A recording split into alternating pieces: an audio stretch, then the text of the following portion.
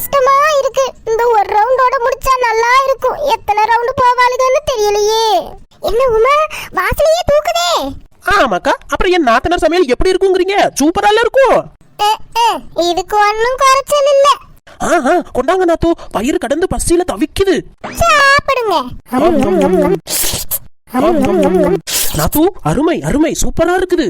ஆமா ஆமா, வாசியில தின்னா எருமை மாதிரியா இருக்கும். அருமையா தான் இருக்கும். மீன் குழம்பு வாசம் அது மனமனக்க வீசும்.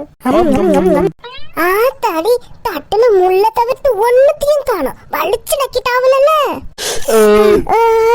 சரி நாத்து, நீ டிபன் பாக்ஸ்ல குழம்பு மட்டும் போட்டு கொண்டுட்டு வா. எங்க வீட்டுல சோறு இருக்கு, நாங்க சாப்பிட்டுக்குவோம். இந்தாங்க நீ. சரி உமா, நாங்க வரோம்.